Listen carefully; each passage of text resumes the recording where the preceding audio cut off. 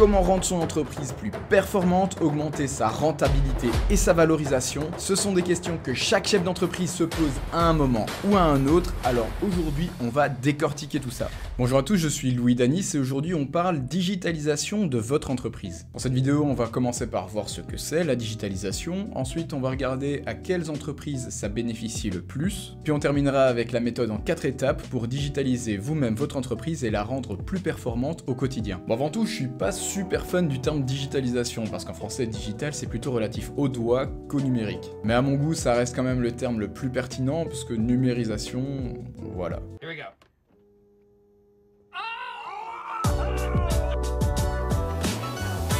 Concrètement, la digitalisation, ça consiste à transformer les processus physiques de votre entreprise en processus numériques. Ça ne se limite pas simplement à faire votre facturation sur Excel plutôt qu'avec du papier, même si c'est mieux que rien, c'est réellement repenser la manière dont votre entreprise fonctionne pour la rendre plus efficace avec l'aide d'outils technologiques. Alors c'est réellement un travail qui se fait de manière itérative, donc un pas après l'autre, ce qui fait que beaucoup d'entreprises ont des niveaux technologiques différents et des niveaux de digitalisation différents. Certaines entreprises n'ont par exemple pas de site internet, alors que d'autres peuvent être complètement pilotés à distance depuis n'importe quel endroit sur la planète. Et vous pourriez vous dire qu'aujourd'hui tout fonctionne bien, donc pourquoi tout changer? Parce qu'une entreprise, ça évolue dans un marché qui est de plus en plus compétitif. Chaque amélioration peut permettre de tirer un peu mieux son épingle du jeu, mais aussi parce qu'une entreprise, ça se repose sur des personnes qui sont à leur poste depuis parfois longtemps et qui ne seront peut-être plus là demain entre départ à la retraite, démission et licenciement. Et avoir encadré les processus de votre entreprise avec un outil technologique, c'est la garantie de pouvoir plus facilement transférer le flambeau ou déléguer,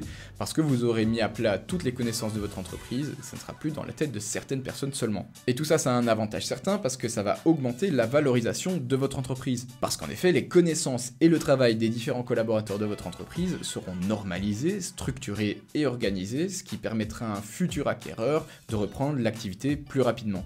Bref, on a vu que la digitalisation, c'est le fait de transformer étape par étape votre entreprise dans l'objectif de lui donner plus de performance grâce à un outil technologique. Et maintenant, on va voir pour quel type d'entreprise ça bénéficie le plus.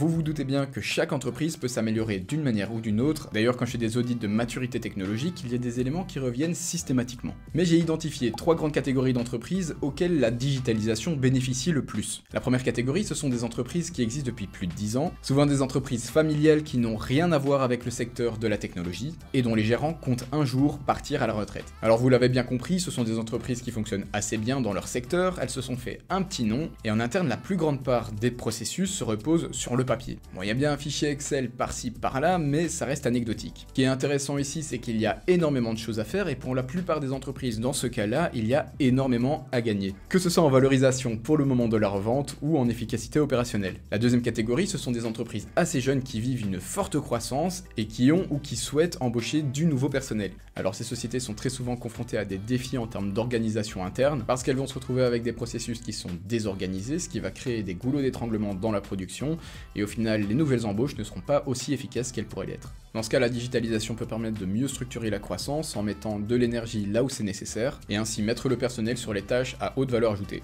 Et enfin, la troisième catégorie, ce sont des entreprises qui ont déjà des outils technologiques, mais qui sont un petit peu éparpillés. Donc elle va se retrouver avec un CRM, un logiciel de vente, un logiciel de caisse, qui ne discutent pas entre eux, donc au final, il y a beaucoup de travail humain qui sert à agréger toutes ces données. Ce qui sera utile pour ces entreprises, ce sera de créer un tableau de bord qui regroupe toutes les KPI de chaque logiciel différent. Maintenant qu'on a identifié les 3 types d'entreprises auxquelles la digitalisation apporte le plus, on va parler des 4 étapes que vous pouvez mettre en place aujourd'hui dans votre entreprise pour la rendre beaucoup plus performante.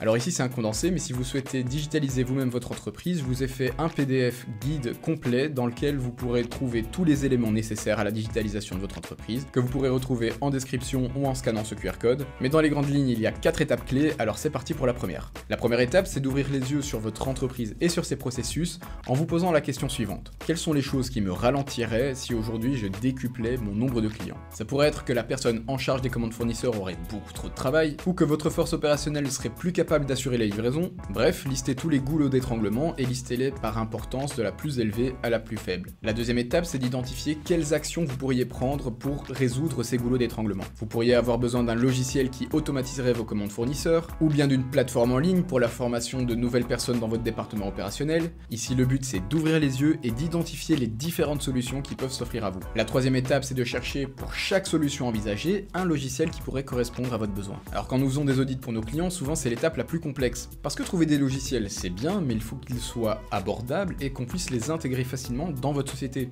Parfois, une solution existante comme SAP ou Odoo peut faire complètement l'affaire, mais la plupart du temps, les processus complexes des entreprises ne peuvent pas être complètement retranscrits dans ces logiciels. Donc il va falloir faire appel à des intégrateurs et des développeurs, ce qui va faire vite grimper la note. Alors dans ce cas, l'objectif c'est de trouver des alternatives qui restent abordables. La quatrième étape, c'est de définir votre plan de route pour la mise en œuvre de toutes ces solutions. Cela implique de fixer des objectifs clairs, des délais réalistes et surtout des étapes intermédiaires pour mesurer l'efficacité des opérations mises en place. Ici, il faudra prioriser les solutions en fonction de leur impact et de leur urgence. Mais une fois votre feuille de route tracée, il faudra passer à la cinquième étape. J'avais pas dit qu'il n'y en avait que 4. Cette étape consiste à mesurer et ajuster votre plan de route. La digitalisation, c'est pas un projet unique, ça reste un processus itératif. Donc il est important de surveiller régulièrement l'efficacité des logiciels installés et surtout leur retour sur investissement. Parce que c'est mieux de faire des ajustements tôt dans le processus que de se rendre compte d'une erreur quelques années plus tard. Pour ça, utilisez des KPI, par exemple l'efficacité de votre force de vente, la satisfaction de vos clients, ou tout simplement votre chiffre d'affaires et croisez ça avec le retour d'expérience de vos collaborateurs. Pour conclure, la digitalisation, c'est une étape essentielle dans la vie d'une entreprise. Elle lui permet d'atteindre des objectifs de rentabilité,